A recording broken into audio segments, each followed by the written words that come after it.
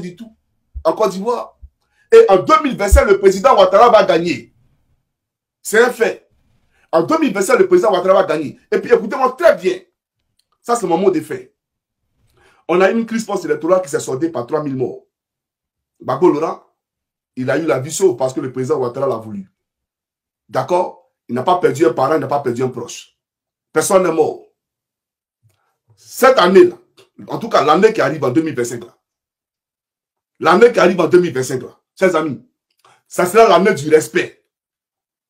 Parce qu'on ne permettra pas à des gens qui ont fui la Côte d'Ivoire pour aller au Ghana de venir la brûler encore pour retourner au Ghana. Ça, jamais. Tu vas rester en Côte d'Ivoire et nous, la Côte d'Ivoire va brûler et nous. Comme ça, là, il n'y aura plus de Côte d'Ivoire. Une nouvelle génération va renaître pour rebâtir une nouvelle Côte d'Ivoire. Si c'est ce que vous voulez, là, mais on va vous donner ça, tout simplement. Donc, allons aux élections dans la tranquillité. Chers amis, j'espère que vous allez bien. Aujourd'hui, Johnny Pacheco Antonio, fervent partisan, n'est-ce pas, du RHDP, du parti au pouvoir, s'adresse aux militants du PPACI en disant ceci, cette fois-ci, donc, aux futures élections de 2025, personne ne va sortir. Ils vont fermer la frontière. Et il a rappelé que si aujourd'hui, Laurent Gbagbo est sain et sauf, c'est grâce à Alassane Ouattara. Donc, pourquoi il affirme toutes ces choses? Parce que, selon lui, au fait, dans tous les meetings, les réunions, les rencontres des militants du PPACI, il déclare si le nom de Gbagbo ne figure pas sur la liste électorale, le pays va brûler. Vous vous rappelez, n'est-ce pas, de la sortie de Koné dernièrement. Et également, si, comment dire, Alassane Ouattara cherche à briguer, ou bien cherche à briguer un nouveau mandat, un quatrième mandat, également le pays va brûler. Donc, ils sont dans la violence. Donc, c'est le message qu'il a adressé, n'est-ce pas, aux membres du PPACI. Suivons ensemble. Après, on en revient. Dans le calme et dans la paix. Sinon, vous n'êtes pas plus bête que quelqu'un. Vous, là, vous n'êtes pas bête que quelqu'un. Donc, je dis ici, vous qui avez fui pour aller au Ghana, qui venez aujourd'hui tenir des discours guerriers, comme si vous pouvez frapper quelqu'un là, en 2025, il n'y aura pas quelqu'un qui a quitté le pays pour aller ailleurs. Soyez-en sûrs, soyez-en rassurés. Et puis les marches que vous voulez organiser là, soyez au devant de ces marches. Voilà, les initiatives que vous voulez prendre là, soyez au devant de ces initiatives là. Là au moins on sait que vous êtes prêts cette fois-ci là à brûler cette Côte d'Ivoire là. Et elle sera brûlée. Et puis une nouvelle Côte d'Ivoire va renaître de ses cendres. Et puis la Côte d'Ivoire sera en paix. Aujourd'hui au Rwanda, si tu as cœur et parle de Tutsi ou tout, tu ne peux pas.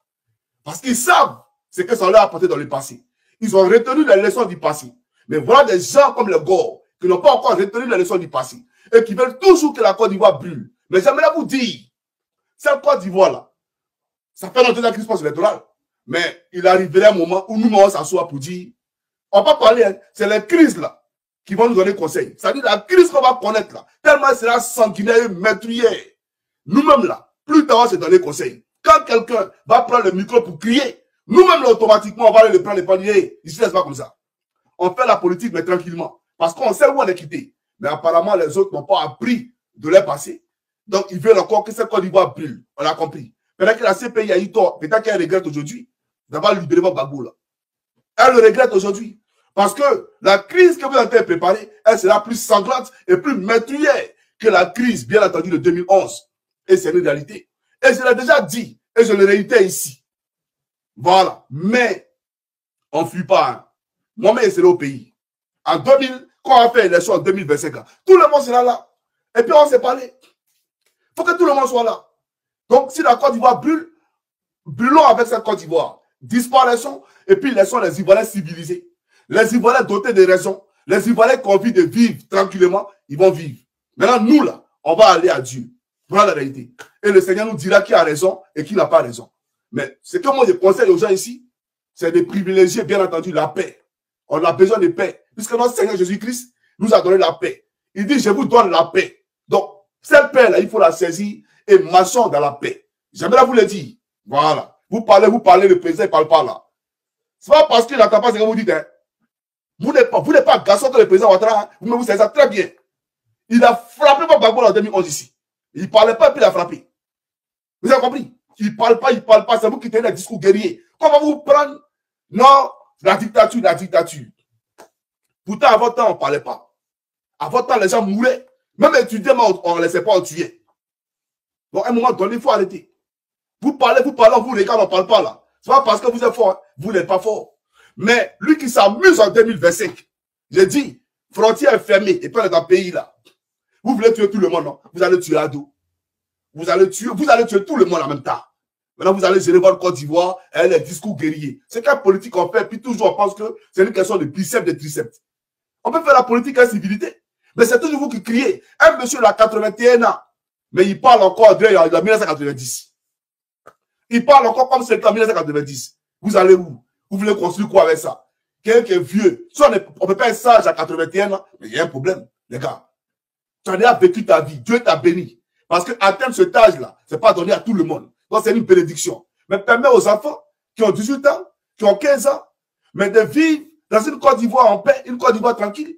Mais on veut encore brûler cette Côte d'Ivoire. Pourquoi? Pour qu'elle soit les fauteuils présidentiels. Alors qu'on a déjà été président.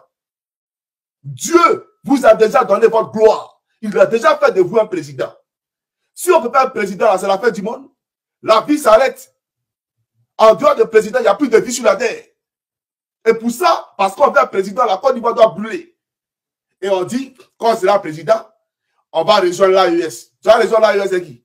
C'est nous, Ivoiriens, nous, on va rejoindre l'AES. Votre Gbagbo, il se fout de nous. Hein. Il se fout de nous, ce monsieur-là. Mais, ça, c'est comme un mot le fait pour dire aux gens, l'eau qui est calme, là, c'est l'eau la plus dangereuse. Ado, là, c'est l'eau qui est calme. Il ne parle pas beaucoup. Il parle 3 fois dans l'année. Faire du travail, faire de l'indépendance, nouvelle année. Lui, il ne parle pas beaucoup, hein.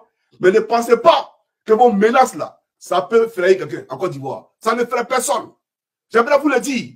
Mais soyez garçons, ne soyez pas de lâches. Mais cette fois-ci, là, il faut rester là. Et on va assumer ensemble les conséquences. Selon Guillaume vous a déstabilisé. Il est où? Le déstabilisateur, il est où? Ado est là. Il n'a qu'à essayer à voir. Il sait ce qui est dedans. Vous ne pouvez pas faire quelque chose aujourd'hui puis demain. Je vous dis ça aujourd'hui.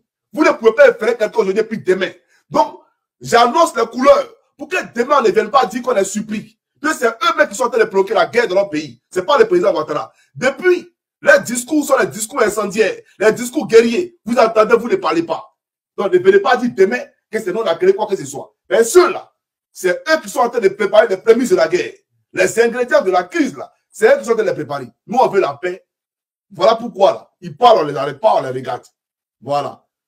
Mais quand ce n'est pas qui peut voler, là, vous pouvez appeler Nadi Bamba pour dire, par là, il faut appeler Dominique Ouattara, pardon, la première dame, il faut libérer. Venez crier aussi, faites meeting. Pour dire libérer, ce n'est pas qui prêt. Vous n'avez même pas honte. Soyez sérieux. Que Dieu bénisse la Côte d'Ivoire. Vous venez donc de suivre l'intervention de Johnny Pacheco Antonio, fervent défenseur, n'est-ce pas, du RHDP, du parti au pouvoir. C'est vrai que ses prises de position, la plupart des temps, je ne le partage pas. Mais cette fois-ci, je le partage au fait parce que il a vraiment abordé un sujet intéressant. La paix, avant tout. La paix avant notre propre, comment dire, bien. Donc, il s'est adressé donc aux militants du PPACI et par ailleurs, il s'est également adressé au président du PPACI qui est Laurent Gbagbo. Son sujet s'articulait sur, on peut dire, sur 3 choses au fait. La violence, les manifestations. Également, Gbagbo devrait donc prendre le pouvoir coûte que vaille. Sinon, le pays va brûler, ces choses-là. Et vous avez compris, il a conseillé les gens à privilégier la paix que, n'est-ce pas, la violence. Donc, en fait, aux militants du PPACI, il dit ceci cette fois-ci, puisque vous cherchez les violences, vous cherchez à manifester partout toutes ces choses, il n'y a pas de souci. Soyez toujours devant. Mais sachez qu'en 2025, c'est son message, hein, personne ne va fuir, en fait. Ça serait plus comme en 2010 ou en 2011. Non. Personne ne va fuir le pays.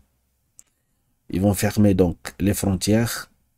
Et si ça devient une question de mourir, tout le monde va mourir. Parce que lui, selon lui, en fait, c'est grâce à Alassane Ouattara que Gbagbo est sain et sauf aujourd'hui. Et toute sa famille, personne n'a été tué. Pendant qu'il y a des milliers et des milliers, n'est-ce pas, des innocents, des civils ivoiriens ont perdu la vie, ont perdu leurs proches, leurs parents, et j'en passe. Vous voyez des personnes qui sont à l'extérieur, ils ne vivent pas en Côte d'Ivoire, ils montent sur le créneau, ils incitent les personnes à la violence, les manipulations. Ouais. Moi, je suis vraiment d'accord avec lui sur cette question où est-ce qu'on doit, comment dire, sacrifier la paix, la stabilité du pays actuellement au détriment d'une seule personne, d'un seul individu. Si cette personne ne devient plus le président de la République, ça veut dire que tout ce qu'on a eu à construire pendant plus de 15 ans maintenant, cette stabilité depuis 2011 jusqu'à nos jours, toutes ces infrastructures vont être détruites à cause d'une seule personne. Il faut bien réfléchir, les gars. Parce que les enfants grandissent. Ces gens ont déjà fait leur époque. Ils ont déjà eu une chance autrefois. Ils ont gouverné pendant 10 années. Donc, si les choses ont changé, inutile de rester dans le passé, en fait. Il faut donc passer la main aux autres. C'est pas que défend le parti au pouvoir. Il défend, au fait, la paix, au fait. Il faut privilégier la paix, le dialogue, et j'en passe. Mais instrumentaliser les gens à rester à l'extérieur du pays en faisant des lives, des vidéos, des trucs bizarres, organisant des marches, incitant les jeunes à prendre la rue, à détruire des choses. C'est là que moi, je suis pas d'accord. Ouais, la violence n'a jamais payé. Et la violence rend un pays en retard. Regardez un peu en Afrique de l'Ouest actuellement. La Côte d'Ivoire, on peut dire, parmi les meilleurs pays, au fait, que ce soit dans la paix ou bien sur le plan économique. Plutôt même que les gens d'autres pays viennent en Côte d'Ivoire se chercher. Ils cherchent le travail. Parce que dans leur pays, ça ne va pas. Pourquoi? Parce qu'il n'y a pas la paix. Il n'y a pas cette stabilité financière. Il n'y en a pas dans leurs différents pays. Sur cette question-là, moi, je les rejoins en fait. Donc, il faut toujours privilégier la paix, le dialogue. Et maintenant, il a quand même parlé de Alassane Ouattara, c'est le calme est toujours profond, il paraît 3 fois dans l'année, tout ça. Bon, ça, pour moi, c'est pas trop intéressant. Il a relevé une autre question parlant, n'est-ce pas, du Rwanda, où ils avaient subi des génocides. Aujourd'hui, lorsque vous parlez à un Rwandais sur ce qui s'est passé en 94, 95, il ne veut plus rien entendre de ça, en fait. Si vous essayez seulement de parler, il vous dit que non. Jusqu'à ils ont arrivé à un point, ils ne savent plus comment distinguer entre un Hutu et un Tutsi, en fait. Ils ne peuvent plus distinguer. Pourquoi? Parce qu'ils ont laissé ça derrière eux. C'est ce que, n'est-ce pas, c'est ce qu'il faut aux Ivoiriens de retenir, au fait.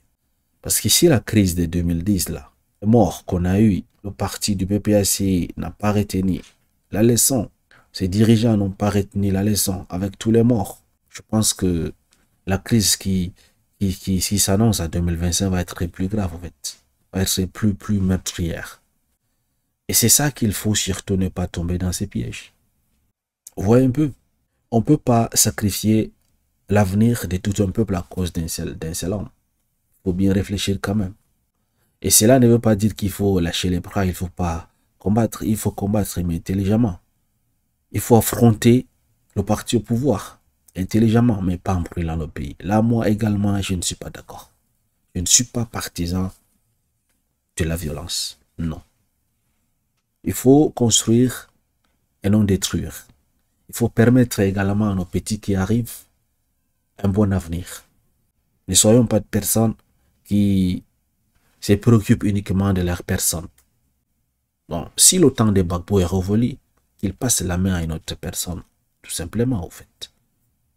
La vie ne s'arrête pas, comme il a bien dit, au fauteuil présidentiel, en fait. Voilà. Dites-moi, qu'en pensez-vous de la sortie de Johnny Pacheco, Antonio?